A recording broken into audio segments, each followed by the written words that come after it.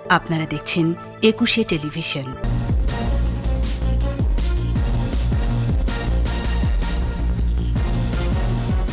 পুরোটাই দৃশ্যমান স্বপ্নের পদ্মা সেতু বসানো হলো শেষ স্প্যান, দুই তীরে মানুষের উচ্ছ্বাস। আমরা দক্ষিণাঞ্চলের মানুষ অনেক আনন্দিত এবং কৃতজ্ঞতা জানাই।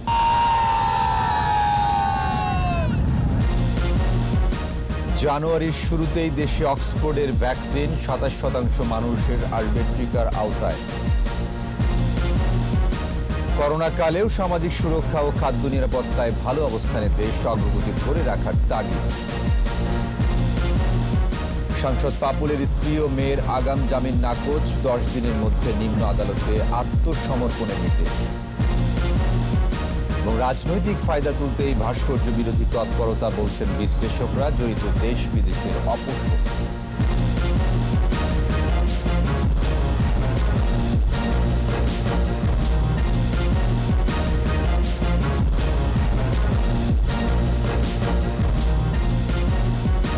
শুনছিলেন ফার্স্ট সিকিউরিটি ইসলামী ব্যাংক লিমিটেড সংবাদ শিরোনাম। আমন্ত্রণ রাত 11টার 21 সংবাদের সাথে আছি আমি ওয়াহিদুজ্জামান।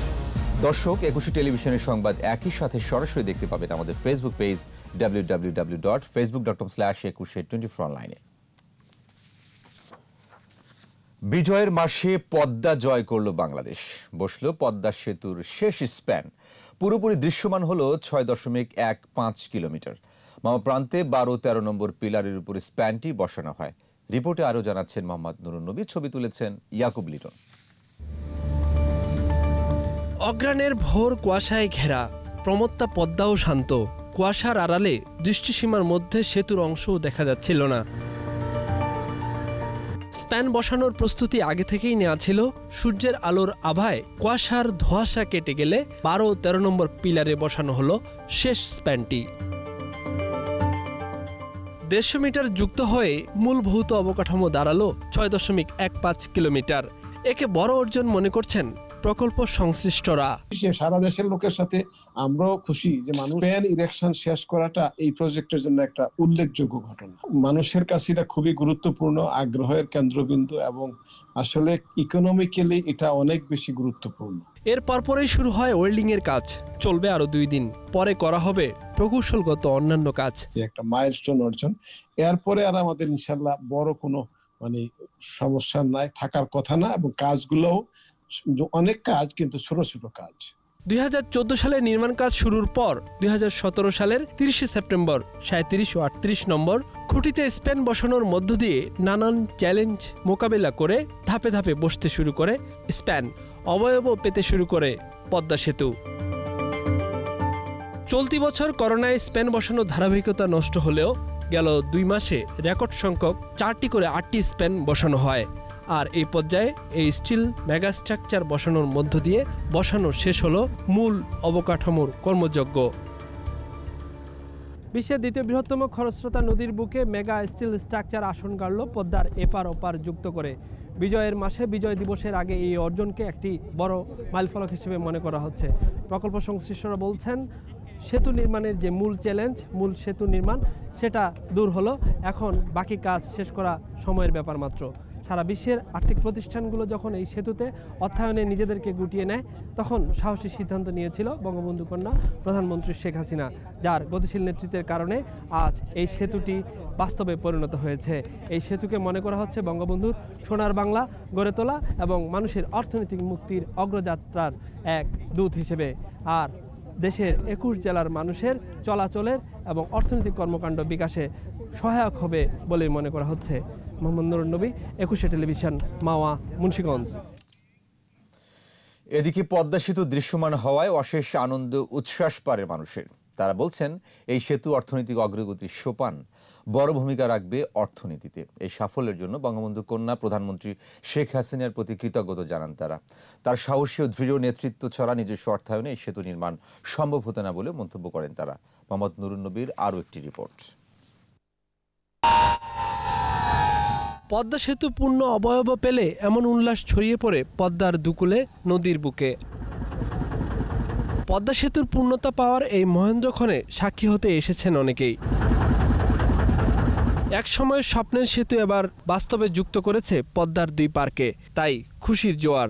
এই সেতু শুধু একটি অবকাঠামো নয়, দেশের সম্মান ও সক্ষমতার প্রকাশ, এমন প্রতিক্রিয়া আগত দর্শনার্থীদের। পদ্মা পাড়ের আমরা মানুষ দীর্ঘ অপেক্ষায় ছিলাম, পদ্মা সেতু বাস্তবায়ন হলে আমরা খুব আনন্দিত। আমরা অনেক দূর থেকে এসেছি এই পদ্মা সেতু দেখার জন্য, তাই খুব ভালো লাগছে এটা দেখার পর।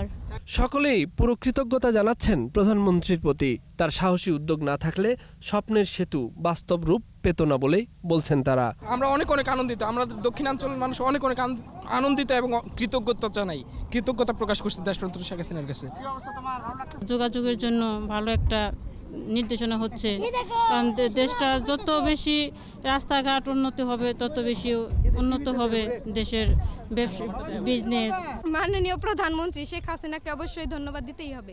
স্পেনগুলো সম্পূর্ণ কমপ্লিট হয়েছে, তা আমরা স্বপ্ন দেখছি যে এর থেকে বড় বড় প্রজেক্ট আমাদের প্রধানমন্ত্রী শেখ হাসিনা দ্বারা করা সম্ভব হবে। সফলভাবে সেতু চালুর প্রথম দিন থেকেই নিজেরা সুযোগ সুবিধা পাবে এমন আশা আকাঙ্ক্ষা পদ্মাপাড়ের মানুষের। এবং ওখানে দেখা গেছে গ্যাস লাইন, ট্রেন লাইন হবে এবং ওখানে কর্মসংস্থান হবে আশা করি। আমরা মনে করছি এই স্প্যানটা বসানোর মাধ্যমে আমাদের স্বপ্নটা অনেকটা বাস্তবায়িত হলো। এই সেতু বঙ্গবন্ধুর সোনার বাংলাদেশ গড়তে এবং অর্থনৈতিক মুক্তির পথকে সুগম করবে বলেও মত কারো কারো। মোহাম্মদ নুরুন নবী, একুশে টেলিভিশন, মাওয়া, মুন্সিগঞ্জ। প্রধানমন্ত্রী শেখ হাসিনার সাহসী নেতৃত্বের কারণেই পদ্মা সেতু দৃশ্যমান, বললেন সড়ক পরিবহন ও সেতু মন্ত্রী ওবায়দুল কাদের। সরকারি বাসভবনে ব্রিফিংয়ে তিনি বলেন, বিশ্ব আবারও দেখল অসম্ভবকে সম্ভব করেছে বাংলাদেশ। শেখ হাসিনার সাহসী দূরদর্শী নেতৃত্বের সোনালী ফসল, যেটা ছিল বিশ্বব্যাংক সরে যাওয়ার পর বাংলাদেশের জন্য একটা কঠিন চ্যালেঞ্জ, বঙ্গবন্ধু কন্যা শেখ হাসিনা নিজস্ব অর্থাৎ পদ্মা সেতু নির্মাণ করে প্রমাণ করেছেন যে আমরাও পারি। প্রধানমন্ত্রী শেখ হাসিনার সাথে সৌজন্য সাক্ষাৎ করেছেন বাংলাদেশে নিযুক্ত ভারতের হাই কমিশনার, দক্ষিণ কোরিয়ার রাষ্ট্রদূত এবং সুইজারল্যান্ডের রাষ্ট্রদূত। প্রধানমন্ত্রী সরকারি বাসভবন গণভবনে তার সাথে প্রথমে সাক্ষাৎ করেন ভারতের হাই কমিশনার বিক্রম কুমার দোরাইস্বামী। এ সময় বাংলাদেশ সরকারের উন্নয়ন কর্মকাণ্ডের প্রশংসা করেন তিনি। দুই দেশের পারস্পরিক সম্পর্ক অব্যাহত রাখার আশ্বাস দেন প্রধানমন্ত্রী। পরে সাক্ষাৎ করেন দক্ষিণ কোরিয়ার রাষ্ট্রদূত লি জং কিয়ান। দুই দেশের মধ্যে বাণিজ্যিক ও বিশ্ব অংশীদারিত্বমূলক সম্পর্ক আরও নিবিড় হবে বলে আশাবাদ ব্যক্ত করেন তিনি।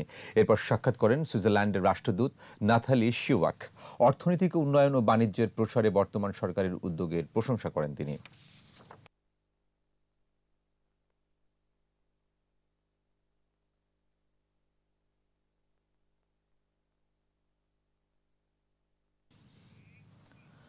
নতুন বছরের প্রথম সপ্তাহেই দেশে অক্সফোর্ডের করোনা ভ্যাকসিন অ্যাস্ট্রাজেনেকা আসবে বলে জানিয়েছেন স্বাস্থ্যমন্ত্রী জাহিদ মালিক।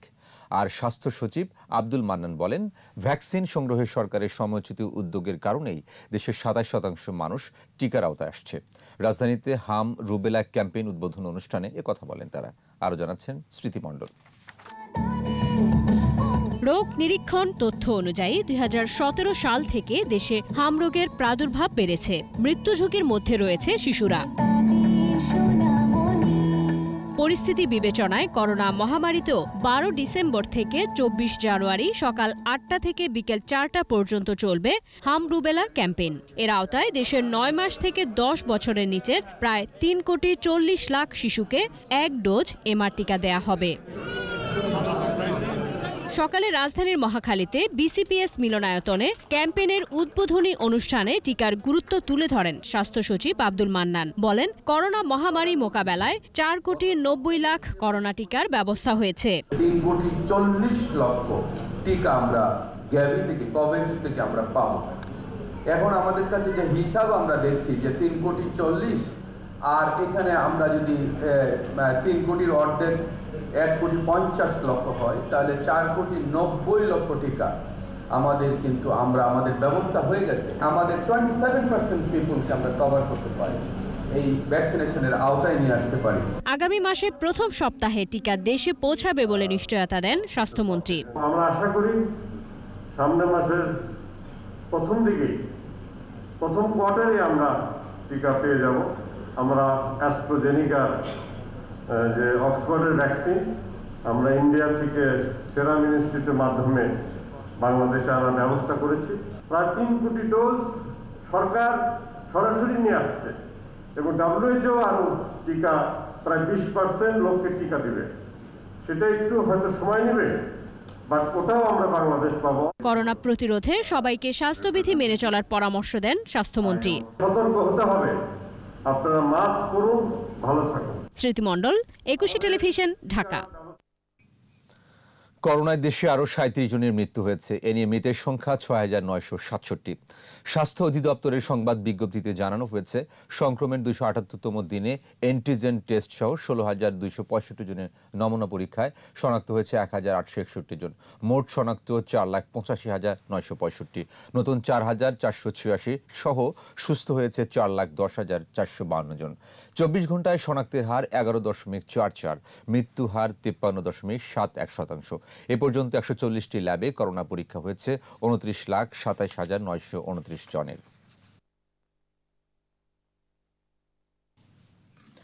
সরকারের কার্যকর পদক্ষেপে করোনাকালেও দেশে সামাজিক সুরক্ষা ও খাদ্য নিরাপত্তা নিশ্চিত হয়েছে। রাজধানীর ওসমানী স্মৃতি মিলনায়তনে এক আলোচনায় বক্তারা এই কথা বলেন। এ অবস্থা ধরে রেখে দরিদ্র জনগোষ্ঠীর সবাইকে খাদ্য ও সামাজিক নিরাপত্তার আওতায় আনার তাগিদ দেন তারা। মফিউর রহমানের রিপোর্ট। করোনাকালে অর্থনীতি পুনরুদ্ধার ও সরকারের প্রণোদনা নিয়ে ধারাবাহিক আলোচনা আয়োজন করে অর্থ বিভাগ। তৃতীয় আলোচনার বিষয় হিসেবে আসে সামাজিক সুরক্ষা ও খাদ্য নিরাপত্তা। অনুষ্ঠানের শুরুতে রপ্তানি সংশ্লিষ্ট কর্মীদের নিরাপত্তায় বাংলাদেশ সরকার ও ইউরোপীয় ইউনিয়নের মধ্যে 11,30,00,000 ইউরোর সহায়তা চুক্তি হয়। এতে ইউরোপীয় ইউনিয়ন দেয় 7,30,00,000 ইউরো, বাকিটা দেবে জার্মান সরকার। পরে মূল প্রবন্ধ উপস্থাপন করেন অর্থ বিভাগের সিনিয়র সচিব আব্দুর রউফ তালুকদার। উল্লেখ করেন, অষ্টম পঞ্চবার্ষিক পরিকল্পনার আওতায় কমেছে দারিদ্র্য ও শিশু মৃত্যুর হার, বেড়েছে বয়স্ক শিক্ষার হার ও জীবনমান। অনুষ্ঠানে বক্তারা বলেন, দরিদ্র জনগোষ্ঠীর জন্য খাদ্য পুষ্টি নিরাপত্তার পাশাপাশি আর্থিক নিরাপত্তাও নিশ্চিত করতে হবে। One lesson that it has taught us is that we should target ourselves towards achieving nutritional self-reliance. At least for the wage component, there was no specific requirement tagging the availability of the relief with job retention. ইউরোপীয় ইউনিয়নের প্রতিনিধি দলের প্রধান বলেন, করোনায় সৃষ্ট নতুন দরিদ্র জনগোষ্ঠীর জন্য কার্যকর পদক্ষেপ রাখতে হবে। Urban poverty has increased threefold, and as Barrister Kobir pointed out, it's the urban poor as well that need our support, because these people should not be allowed to fall through the gaps. মন্ত্রিপরিষদ সচিব বলেন, এসডিজির আওতায় নতুন ও পুরনো সকল দরিদ্র জনগোষ্ঠীকেই সামাজিক সুরক্ষার আওতায় আনা হবে। If it continues for another 1.5 years, then it will cause more than 207 million people to be permanently poor. So we will not be out of that kind of apprehension. ভবিষ্যতে সামাজিক সুরক্ষার আওতা আরো বাড়বে বলেও জানান স্থানীয় সরকার মন্ত্রী। All the industry could be in performance, then the employee will get the chance to work and they will get the salary. The slum area and the rural vulnerable group, everything have been covered. খাদ্য নিরাপত্তা নিশ্চিত করতে কৃষির যান্ত্রিকীকরণের উপর গুরুত্ব দেন মন্ত্রী। Agriculture here. Mofiur Rahman, একুশে television, Dhaka. অর্থ পাচার ও অবৈধ সম্পদের অভিযোগে দুদকের মামলায় স্বতন্ত্র সাংসদ কাজী শহীদ ইসলাম পাপুলের স্ত্রী ও মেয়েকে 10 দিনের মধ্যে আত্মসমর্পণের নির্দেশ দিয়েছেন হাইকোর্ট। আগাম জামিন আবেদন খারিজ করে আদেশ দেন বিচারপতি নজরুল ইসলাম তালুকদার ও বিচারপতি আহমেদ সোহেলের বেঞ্চ। শাকের আর্য রিপোর্ট। গত 11ই নভেম্বর দুদক 2,31,00,000 টাকার অবৈধ সম্পদ ও 148 কোটি টাকার অর্থ পাচারের অভিযোগে সাংসদ কাজী শহীদুল ইসলাম পাপুল ও তার স্ত্রী সংরক্ষিত আসনের এমপি সেলিনা সহ 4 জনের বিরুদ্ধে মামলা করে। এরপর 26 নভেম্বর হাইকোর্টে আগাম জামিন আবেদন করেন পাপুলের স্ত্রী ও মেয়ে। অর্থ ও মানব পাচারের অভিযোগে কুয়েত কারাগারে আটক আছেন এমপি পাপুল। শুনানি শেষে আদালত আসামিদের আগাম জামিন আবেদন খারিজ করে দেন, তবে নিম্ন আদালতে আত্মসমর্পণের জন্য 10 দিন সময় দিয়েছেন। আমাদের পার্লামেন্টারি ইন্টিগ্রিটি, দেশের ইন্টিগ্রিটি, পাপুলের রায়ের জন্য দিন ধার্য আছে কুয়েতে। কাজে এই অবস্থায় আগাম জামিন মঞ্জুর করার কোনো স্কোপ নাই। এছাড়া আসামিদের এফটিআর এবং ঋণের টাকার ক্ষেত্রে মানি লন্ডারিং প্রতীয়মান হয়নি বলে সই করা চিঠির বিষয়ে ব্যাখ্যা দিতে বাংলাদেশ ব্যাংকের উপপরিচালককে তলব করা হয়েছে। মামলাটা হয়েছে 11/11/2020, এটা দুদক দায়ের করেছে, কিন্তু দেখা যাচ্ছে বাংলাদেশ ব্যাংকের একজন উপপরিচালক মোহাম্মদ আরাফিন আহসান মিয়া, উনি গত 9/7/2020 দিয়েছে যে ওনাদের বিরুদ্ধে কোনো মানি লন্ডারিংয়ের অভিযোগ নাই। গত 26 ফেব্রুয়ারি কাজী শহীদুল ইসলাম পাপুলের বিরুদ্ধে মানব পাচার সহ জ্ঞাত আয় বহির্ভূত উপায়ে শত কোটি টাকা বিদেশে পাচারের অভিযোগে অনুসন্ধান শুরু করে দুদক। শাকেরা আরজু, 21 টেলিভিশন, ঢাকা। রাজনৈতিক ফায়দা তুলতেই ভাস্কর্য বিরোধী অবস্থান নিয়ে দেশে অস্থিতিশীল পরিস্থিতি তৈরির অপচেষ্টা চলছে বলে মনে করছেন রাজনীতিবিদ ও বিশ্লেষকরা। তারা বলছেন, উগ্র সাম্প্রদায়িক গোষ্ঠীর সাথে দেশ বিদেশে নানা শক্তি জড়িত, দেশকে পিছিয়ে দিতেই এই ষড়যন্ত্র বলে মনে করেন বিশ্লেষকরা। বিস্তারিত জানাচ্ছেন দীপু সারওয়ার। গত 12 নভেম্বর ঢাকা 18 ও সিরাজগঞ্জ 1 আসনের উপনির্বাচনের ফল প্রকাশের আগেই রাজধানীতে মিছিল বের করে বিএনপি ও এর সহযোগী সংগঠনের নেতাকর্মীরা। একই দিন রাজধানীতে বিভিন্ন স্থানে দাঁড়িয়ে থাকা ও চলন্ত বাসে অগ্নিসংযোগ শুরু করে দুর্বৃত্তরা। সন্ধ্যা 6টা পর্যন্ত 11টি বাসে আগুন দেয়া হয়। ঘটনার সাথে জড়িত 32 জনকে গ্রেপ্তার করে পুলিশ। জানা যায়, গ্রেপ্তারকৃতরা বিএনপি ও এর সহযোগী সংগঠনের নেতাকর্মী। পরদিনই 13 নভেম্বর রাজধানীর ধূপখোলা মাঠে তৌহিদি জনতা ঐক্য পরিষদের ব্যানারে সমাবেশ করেন ইসলামী আন্দোলনের নায়েবে আমির সৈয়দ ফয়জুল করিম। দোলাই পারে বঙ্গবন্ধুর ভাস্কর্য নির্মাণের বিরোধিতা করে ঔদ্ধত্যপূর্ণ বক্তব্য দেন তিনি। একই দিনে রাজধানীর বিএমএ অডিটোরিয়ামে শানে রিসালাত কনফারেন্সে 20 দলীয় জোটে থাকা খেলাফত মজলিসের ভারপ্রাপ্ত মহাসচিব মামুনুল হক বঙ্গবন্ধুর ভাস্কর্য স্থাপনের বিরোধিতা করেন। এই মূর্তি সংস্কৃতিকে রুখে দেওয়ার জন্য গোটা বাংলাদেশব্যাপী তাওহীদি জনতা আবার শাপলা চত্বরে যাবে। 27 নভেম্বর হাটহাজারীতে হেফাজতের আমির জুনাইদ বাবুনগরীও আস্ফালন দেখান। আমার আব্বার ভাস্কর্য যদি স্থাপন করা হয় টেনে হেসেলে ফেলে দেব। এর মধ্যেই রাজধানীর উত্তরা পশ্চিম থানা এলাকা থেকে 31টি হাত বোমা উদ্ধার করে ঢাকা মহানগর গোয়েন্দা পুলিশ। জড়িতদের গ্রেপ্তারও করা হয়। জিজ্ঞাসাবাদে নিজেদের বিএনপির নেতাকর্মী হিসেবে দাবি করেন তারা। এসব ঘটনা একটির সাথে আরেকটি সম্পর্কযুক্ত। রাজনৈতিক ফায়দা নিতেই এসব অপচেষ্টা হচ্ছে বলে মনে করছেন বিশ্লেষকরা। যেটা হয় সবসময়, একটা তৃতীয় চতুর্থ পঞ্চম পক্ষ চলে আসে দেশের ভিতরে দেশের বাইরে। এইটা তো না বুঝার কোনো কারণ নেই। আগে থেকে আমার প্রস্তুত থাকা দরকার যে এই সুযোগ সন্ধানীকে যেন আমি একটা স্পেস তৈরি না করে দিই। জাসদ সভাপতি হাসানুল হক ইনু বলছেন, এসব ঘটনা বিএনপি জামায়াত হেফাজতের একযোগে দেশ অস্থিতিশীল করার ষড়যন্ত্র। এরা বাংলাদেশে রাজনৈতিক অশান্তি তৈরি করে। এই সাম্প্রদায়িক ধর্মান্ধ গোষ্ঠীর প্রতি আর কোনো নমনীয় মনোভাব না।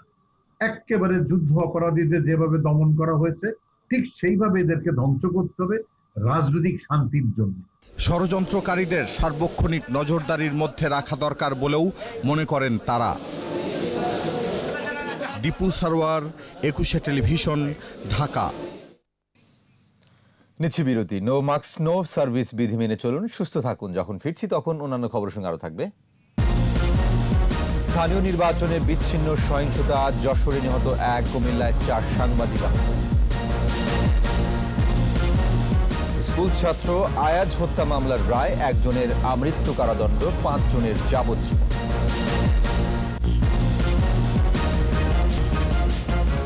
আবার আমন্ত্রণ রাত 11টার 21 সংবাদে। যশোর বাঘারপাড়া উপজেলা চেয়ারম্যান পদে আওয়ামী লীগের প্রার্থী ভিক্টোরিয়া পারভিন সাথী বেসরকারিভাবে নির্বাচিত হয়েছেন। তিনি ভোট পেয়েছেন 1,01,700। নিকটতম বিএনপির প্রার্থী শামসুর রহমান পেয়েছেন 2,332 ভোট। এদিকে উপজেলা চেয়ারম্যান পদে পাবনার ঈশ্বরদীতে আওয়ামী লীগের নায়েব আলী বিশ্বাস, বেড়ায় আওয়ামী লীগের রেজাউল হক বাবু, রাজবাড়ী গোয়ালন্দে আওয়ামী লীগের মোস্তফা মুন্সি, সাতক্ষীরায় দেবহাটায় আওয়ামী লীগের মুজিবুর রহমান, নোয়াখালীর বেগমগঞ্জে আওয়ামী লীগের শাহনাজ বেগম এবং পৌর নির্বাচনে গাইবান্ধার পলাশবাড়িতে স্বতন্ত্র প্রার্থী গোলাম সারোয়ার ও মাদারীপুরের রাজৈরে আওয়ামী লীগ প্রার্থী নাজমা রশিদ বেসরকারিভাবে মেয়র নির্বাচিত হয়েছেন।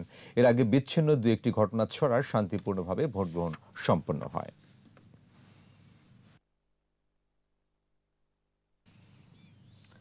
দুইটি বিচ্ছিন্ন ঘটনা ছাড়াই শান্তিপূর্ণভাবে শেষ হয়েছে যশোর, কুমিল্লা, ফরিদপুর, গোপালগঞ্জ, গাইবান্ধা ও ব্রাহ্মণবাড়িয়ায় স্থানীয় নির্বাচনের ভোট গ্রহণ। দুটি পৌরসভা নির্বাচনের ভোট নেওয়া হচ্ছে ইভিএমে। এদিকে যশোরে নির্বাচনী সংঘর্ষে এক যুবক নিহত হন, আর কুমিল্লায় ভোট কেন্দ্রে সহিংসতায় আহত হয়েছেন 4 সাংবাদিক। প্রতিনিধিদের সহায়তায় মাসুম আলিসা রিপোর্ট।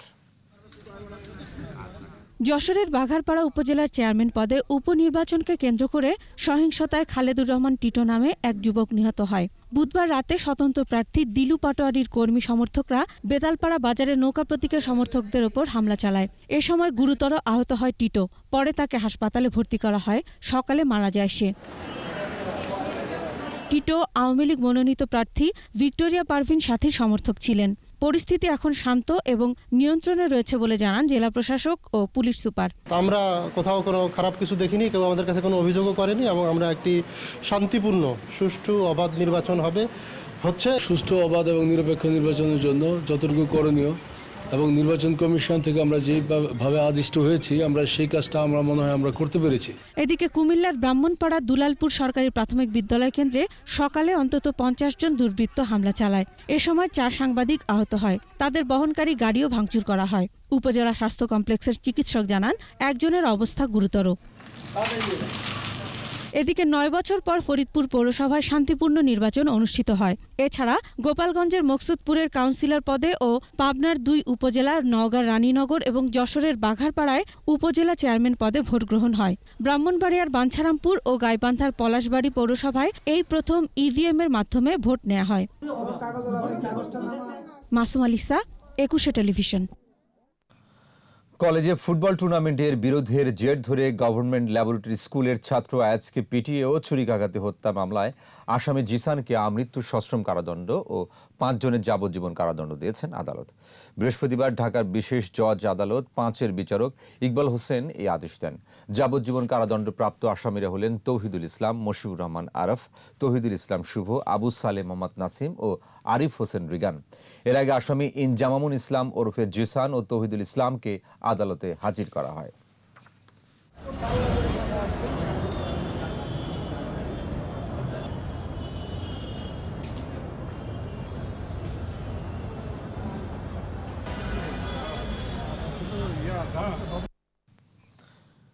গুলিস্তানের ফুলবাড়িয়া সুপার মার্কেটের উচ্ছেদের 3য় দিনে নকশা বহির্ভূত বেশ কয়েকটি বহুতল ভবন ভেঙে ফেলা হয়েছে। পার্কিংয়ের জায়গায় গড়ে ওঠা দোকানও ভাঙা হয়। এ অভিযান চালাচ্ছে ঢাকা দক্ষিণ সিটি কর্পোরেশন। আব্দুর রাজ্জাকের তোলা ছবিতে মাহমুদ হাসানের রিপোর্ট। 3য় দিন বাধাহীনভাবেই শুরু হয় ফুলবাড়িয়া সুপার মার্কেটে উচ্ছেদ অভিযান। সিটি প্লাজা, নগর প্লাজা ও জাকের প্লাজার প্রতিটি ভবনের গা ঘেঁষে গড়ে ওঠা নকশা বহির্ভূত ভবন একে একে ভাঙা হয়। মার্কেটের গাড়ি পার্কিংয়ের জায়গা এবং ফুটপাত দখল করে তৈরি করা দোকানপাট ভেঙে ফেলা হয়। আইন শৃঙ্খলা রক্ষাকারী বাহিনীর উপস্থিতিতে চলে এই অভিযান। এই অভিযানে ক্ষতিগ্রস্ত ব্যবসায়ীরা জানান মার্কেট কমিটি তাদের পথে বসিয়েছে। সভাপতি হল দেলোয়ার সাহেব, উনি আমাদের এখানে আগে এসে মিটিং করছে। মিটিং করার পর বলছে তোমাদের দোকান ভেঙে ফেলবে, এখানে তো আমার কিছু করার নাই। এখন যদি এগুলারে ঠেক দিতে হয় তাহলে টাকা পয়সা লাগবে। প্রতি শাটার প্রতি নিচে 10 লাখ আর 86 মাসের ভাড়া নিছে। আমাদের কাছ থেকে টাকা নিছে, যদি কেউ ডকুমেন্ট চাইছে বলছে যে বাটা কিসের ডকুমেন্টস দিব তোদেরকে? হ্যাঁ, টাকা ঘুষের টাকার কোনো ডকুমেন্টস হয়? দক্ষিণ সিটি বলছে সঠিকভাবে যারা এসব অবৈধ দোকান বরাদ্দ নিয়েছেন তাদের বিষয়টি ভেবে দেখা হচ্ছে। অস্থায়ী বরাদ্দপ্রাপ্ত সঠিকভাবে যদি বরাদ্দপ্রাপ্ত তারা হয়ে থাকে তো সেক্ষেত্রে সেই আবেদনগুলো মাননীয় মেয়র মহোদয় বরাবর করলে সেক্ষেত্রে কর্তৃপক্ষ বিবেচনা করে দেখতে পারে। তবে এ দায়ভার ব্যবসায়ী, মার্কেট কমিটি না সিটি কর্পোরেশনের, সে প্রশ্নের জবাব দিতে পারেননি এই কর্মকর্তা। এই দায়টাকে যারা অবৈধ উপস্থাপনা ভাড়া নিয়েছে কিংবা বরাদ্দপ্রাপ্ত হয়েছে তাদের নাকি সিটি কর্পোরেশন? এ বিষয়ে আমি কিছু বলতে পারবো না। মাহমুদ হাসান, একুশে টেলিভিশন, ঢাকা। এবারে বিজয়ের মাসে আমাদের বিশেষ আয়োজন জয় বাংলা।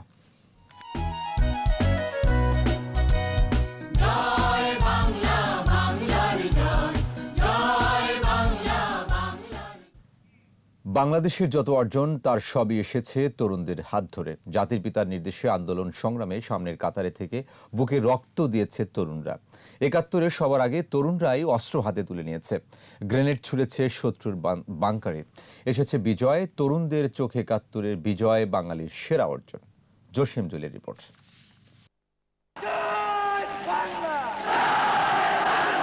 পাকিস্তানি শাসকদের বৈষম্য রুখে দাঁড়ায় বাংলার তরুণরা।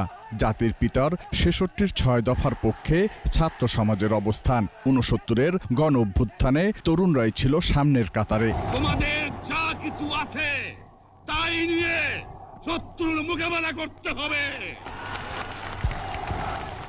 বঙ্গবন্ধুর নির্দেশে প্রস্তুত হয় তরুণরা। জীবনের পরোয়া নেই, হাতে তুলে নেয় অস্ত্র। গেরিলা হামলায় বিপর্যস্ত হানাদাররা। ৯ মাসের মুক্তিযুদ্ধ, তরুণদের হাতে লাল সবুজের বিজয় পতাকা। বিজয় অর্জনের পর জাতির পিতার নেতৃত্বে দেশ গঠনে সামনের কাতারে তরুণ সমাজ। ৭৫-এর ১৫ই আগস্ট জাতির পিতাকে সপরিবারে হত্যার পর দেশ যখন উল্টো পথে, তখন সামরিক স্বৈরাচারের বিরুদ্ধে তরুণরাই রুখে দাঁড়িয়েছে। যুদ্ধাপরাধী কাদের মোল্লার সর্বোচ্চ শাস্তির দাবিতে শাহবাগে গণজাগরণ মঞ্চ। আরও একবার তারুণ্যের বিজয়। বিজয়ের ৪৯ পেরিয়েছে, তরুণদের ভাবনায় সবার আগে দেশ। মুক্তিযুদ্ধ কালীন সময় দেখেন যারা শহীদ হয়েছেন, তারপর যারা এখানে যুদ্ধ করেছিলেন, যারা ইনডাইরেক্টলি সাপোর্ট করেছিলেন, এখানে তো তরুণ সমাজই কিন্তু করেছিল। তারপরে পলিটিক্যালি বলেন, সোশ্যালি বলেন, সবসময় তরুণদের সামনের দিকে আসছে। ইভেন এই করোনার সময় দেখেন আপনি, করোনার সময় যখন করোনা শুরু হলো, আমরা কিন্তু সবাই কিন্তু বাসায় ছিলাম। তখন যখন লকডাউন শুরু হলো, তখন কিন্তু এই তরুণ সমাজে কিন্তু সামনের দিকে এগিয়ে আসছে। শহীদদের স্বপ্ন আর জাতির পিতার সোনার বাংলা গড়তে মূল দায়িত্ব তরুণদের কাঁধে। বঙ্গবন্ধু সোনার বাংলা যাতে আসলে গড়ে তোলে, এটার জন্য সবার যে যেখান থেকে পারে, যে কোনো লিমিটেড রোল হোক, বড় রোল হোক, সবাই একত্রভাবে কিন্তু দেশকে সামনে থেকে নিয়ে যেতে লাগবে। আর আমাদের মধ্যে ওই ন্যাশনালিজম বলেন, স্বাধীনতার চেতনা বলেন, এগুলোকে কাজে লাগাতে লাগবে। কারণ দেশকে নিয়ে আমাদের ভাবতে লাগবে, দেশকে আমরাই সামনের দিকে এগিয়ে যাব। তরুণদের চোখে এখন মৌলবাদ ও সাম্প্রদায়িকতা মুক্ত অর্থনৈতিক স্বয়ংসম্পূর্ণ বাংলাদেশ। জসিম জুয়েল, একুশে টেলিভিশন, ঢাকা। নিচে বিরতি। নো মাস্ক নো সার্ভিস বিধি মেনে চলুন, সুস্থ থাকুন। যখন ফিরছি তখন অন্যান্য খবরের সঙ্গে আরও থাকবে। এসএমই খাতে আর্থিক প্রণোদনা বাস্তবায়নের তাগিদ, রপ্তানি বাড়াতে দূতাবাসগুলোকে সক্রিয় হওয়ার পরামর্শ। ধনী দেশগুলো করোনায় টিকা মজুত করছে, প্রতিষেধক থেকে বঞ্চিত হতে পারে দরিদ্র দেশ। আমন্ত্রণ রাত ১১টার একুশের সংবাদে। ক্ষুদ্র, কুটির ও মাঝারি শিল্প খাতের জন্য সরকারের দেয়া আর্থিক প্রণোদনা প্যাকেজ দ্রুত বাস্তবায়নের তাগিদ দিয়েছেন শিল্প এবং বাণিজ্য মন্ত্রী। তবে ব্যবসা টিকিয়ে রাখতে প্রণোদনা প্যাকেজের বাইরেও বাড়তি সরকারি সহায়তা চান উদ্যোক্তারা। আর দেশীয় পণ্যের রপ্তানি বাড়াতে বাংলাদেশি দূতাবাসগুলোকে আরও সক্রিয় ভূমিকা রাখার পরামর্শ দিয়েছেন বিশিষ্টজনেরা। তৌহিদুর রহমানের রিপোর্ট। জাতীয় অর্থনীতির অন্যতম বড় খাত ক্ষুদ্র, কুটির ও মাঝারি শিল্প। এছাড়া অধিক কর্মসংস্থান সৃষ্টি ও নারীর ক্ষমতায়নে এসএমই রাখছে গুরুত্বপূর্ণ ভূমিকা। তবে করোনার ভয়াল থাবায় এই খাতটি এখন কঠিন সময় পার করছে। কঠিন এই সময় মোকাবেলার পাশাপাশি ছোট উদ্যোক্তাদের তৈরি পণ্যের উৎপাদন ও বাজারজাতকরণ সুবিধা বৃদ্ধির উপায় খুঁজতে এসএমই ফাউন্ডেশনের এই ভার্চুয়াল আলোচনা। রপ্তানি বৃদ্ধি যদি দেশীয় পণ্য আরো বাড়াতে পারি, তাহলে দেশের কর্মসংস্থান অনেক বৃদ্ধি পাবে এবং দেশ স্বয়ংসম্পূর্ণ। নিজেদের ব্যবহার এবং কর্পোরেট অফিসের গিফট আইটেম হিসেবে দেশীয় পণ্য অবশ্যই ভিন্ন মাত্রা যোগ করবে। এসএমই খাতকে এগিয়ে নিতে সরকার কাজ করছে বলে জানান বাণিজ্যমন্ত্রী। প্রণোদনা প্যাকেজটা দিয়েছেন সেটার যথাযোগ্য ব্যবহার, এটাও সত্যি কথা যে এসএমই খাতের যারা আছেন তাদের অনেকেই ব্যাংকিং সিস্টেমের কারণে তারা এই সুযোগটা হয়তো পাচ্ছেন না। একটা ওয়ে আউট করা হয়েছে যার মাধ্যমে সবাই এই সুযোগটা পাবে। শিল্পমন্ত্রী জানান গ্রাম পর্যায়েও সরকারের দেয়া প্রণোদনা প্যাকেজ বাস্তবায়ন হচ্ছে, তবে এ খাতের উন্নয়ন সরকারের পাশাপাশি ব্যাংক সহ বেসরকারি খাতের উদ্যোক্তাদের এগিয়ে আসার পরামর্শ তার। গ্রাম পর্যায়ে পর্যন্ত সেই সিদ্ধান্তগুলিকে বাস্তবায়নের জন্য প্রণোদনা ভিত্তিক প্রত্যেকটি খাত, প্রত্যেকটি শিল্প খাত, বৃহৎ থেকে শুরু করে ক্ষুদ্র খাতগুলিকেও তিনি আজকে সেখানে সেই আওতায় নিয়ে এসেছেন এবং আমরা সেখানে কাজ করে যাই। করোনার ক্ষতি মোকাবেলায় এসএমই খাতের জন্য সরকার 20,000 কোটি টাকার আর্থিক প্রণোদনা প্যাকেজ দিয়েছে। তৌহিদুর রহমান, 21 টেলিভিশন, ঢাকা। এবার সোশ্যাল ইসলামী ব্যাংক লিমিটেড বাণিজ্য সংবাদ।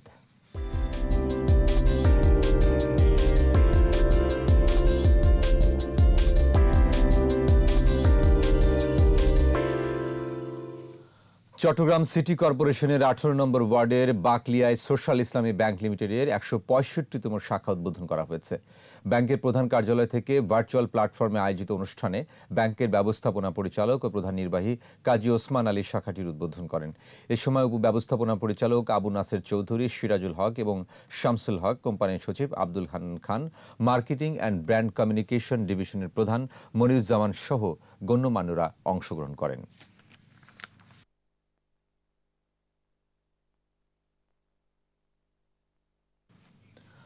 ওয়াশিং মেশিনের সর্বোচ্চ 12 বছরের ওয়ারেন্টির ঘোষণা দিল ওয়ালটন। মডেল ভেদে থাকছে সর্বনিম্ন 5 বছরের ওয়ারেন্টি। এ উপলক্ষে সম্প্রতি রাজধানীর ওয়ালটন কর্পোরেট অফিসে এক ডিক্লারেশন প্রোগ্রাম অনুষ্ঠিত হয়। এতে উপস্থিত ছিলেন ওয়ালটন হাইটেক ইন্ডাস্ট্রিজ লিমিটেডের deputy managing director Eva Rezwana Nilu ও এমদাদুল হক সরকার, নির্বাহী পরিচালক এস.এম. জাহিদ হাসান, হুমায়ুন কবির, রায়হান ও ডক্টর শাখাওয়াত হোসেন। অনুষ্ঠানে জানানো হয় নগদ মূল্যের পাশাপাশি 0 ইন্টারেস্টে ইএমআই এবং 999 টাকা ডাউন পেমেন্ট কিস্তির সুবিধায় ওয়াশিং মেশিন কেনার সুযোগ রয়েছে।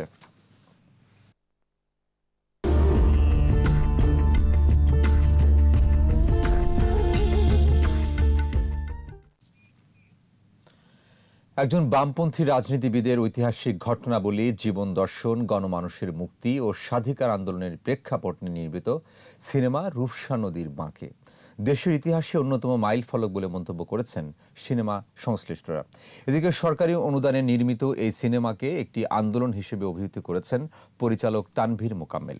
আদিত্য মামুনের রিপোর্ট।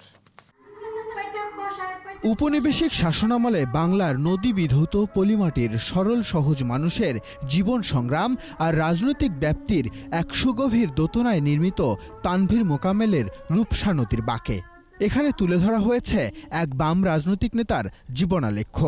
শিল্পকলা একাডেমি নাট্যশালায় হলো প্রিমিয়ার শো। আমরা অবশ্যই প্রদর্শনীটি দেখব। দ্বিতীয় বিশ্বযুদ্ধের পর খুলনা অঞ্চলের মানুষের সংগ্রাম, রাজনৈতিক পশ্চাৎপদতার ভেতর কিভাবে একজন মানবরতন মুখোপাধ্যায় গণমানুষের নেতা হয়ে ওঠেন সিনেমার উপজীব্য তাকে ঘিরেই। ব্রিটিশ এবং পাকিস্তানি জান্তা সরকারের নানা অত্যাচার নিগ্রহের বিরুদ্ধে মেহনতি মানুষকে একাত্ম করার প্রয়াস নিয়ে মানবরতন মুখোপাধ্যায়ের জীবনী ঘিরে এই সিনেমা নতুন প্রজন্মের জন্য জরুরি বলে মনে করেন সুধীজনরা। আমি যতটুকু শুনেছি যে এই রূপসা নদীর বাঁকে এটাই সেই খাপড়া ওয়ার্ড থেকে শুরু করে এই বিপ্লবীদের যেমন জীবনগাথা গড়ে উঠেছে, তার যে মুক্তিযুদ্ধের অবদানকে যেভাবে তুলে ধরেছে, এটা আমি মনে করি যে বর্তমান প্রজন্মের কাছে খুবই গুরুত্ব বহন করে। রূপসা নদীর বাঁকে কেন্দ্রীয় চরিত্রে অভিনয় করা নিয়ে কথা বললেন জাহিদ হোসেন শোভন। জানালেন সিনেমার সাথে মিশে যাওয়ার গল্পও। আমার মনে হয় না যে বাম ঘরানার মানুষদের কিনে তাদের আদর্শ জীবন চিন্তা, আদর্শের চিন্তা নিয়ে কখনো ছবি এর আগে হয়েছে বলে আমার মনে হয় না। প্রতিটা মানুষই একজন মানবরতন মুখোপাধ্যায় হয়ে ওঠে, আমাদের প্রচেষ্টা কিন্তু সেটাই। সমকালে এই সিনেমা তৈরির আদ্যোপান্ত জানালেন পরিচালক। এমন সিনেমা ইতিহাসের পাশাপাশি রুচিশীল দর্শক তৈরি করবে বলেও আশাবাদ তার। আমি মনে করি আমরা তো শিল্পী, আমাদের কাজ হচ্ছে যে give voice to the voiceless, যাদের কথা বলা হচ্ছে না তাদের কথা বলা। সে কারণেই আমরা এই একজন ত্যাগী কমিউনিস্ট নেতার মধ্য দিয়ে এই বাম আন্দোলনের একটা রূপরেখা তুলে ধরার চেষ্টা করছে। একেবারে বৌবাসা নিয়ে চলেছ। খুলনা স্টেশনে কুলিগুলি করে খাবো দাদা, তবে বিলের জমিতে আর না, এই মাটিতে আমাদের ভাত নাই। আদিত্য মামুন, 21 টেলিভিশন, ঢাকা। আর এর সাথে শেষ করছি রাত 11টার 21 সংবাদ। যাবার আগে ফার্স্ট সিকিউরিটি ইসলামী ব্যাংক লিমিটেড সংবাদ শিরোনামগুলো আরো একবার। পুরোটাই দৃশ্যমান স্বপ্নের পদ্মা সেতু বসানো হলো শেষ স্প্যান, 2 তীরে মানুষের উচ্ছ্বাস। জানুয়ারির শুরুতেই দেশে অক্সফোর্ডের ভ্যাকসিন, 27% মানুষের আসবে টিকার আওতায়। করোনাকালেও সামাজিক সুরক্ষা ও খাদ্য নিরাপত্তায় ভালো অবস্থানে দেশ, অগ্রগতি ধরে রাখার তাগিদ। সাংসদ পাপুলের স্ত্রী ও মেয়ের আগাম জামিন নাকচ, 10 দিনের মধ্যে নিম্ন আদালতে আত্মসমর্পণের নির্দেশ। এবং রাজনৈতিক ফায়দা তুলতে এই ভাস্কর্য বিরোধী তৎপরতা, বলছেন বিশ্লেষকরা, জড়িত দেশ বিদেশের অপসর।